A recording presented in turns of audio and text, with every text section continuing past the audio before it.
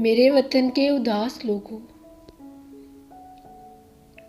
ना खुद को इतना हकीर समझो कि कोई तुमसे हिसाब मांगे,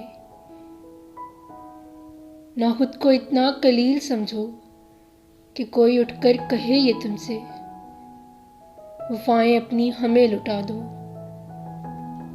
वतन ये अपना हमें थमा दो। उठो और उठ के बता दो इनको कि हम हैं अहले ईमान सारे, न हम में कोई सनम कदा है, हमारे दिल में बस एक खुदा है। झुके सरों को उठा कर देखो, कदम आगे बढ़ा कर देखो, है एक ताकत तुम्हारे सर पर, कदम कदम जो साथ देगी, अगर गिरे तो संभाल लेगी।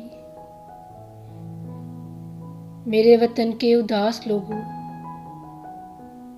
उठो चलो और वतन संभालो। मेरे वतन के उदास लोगों।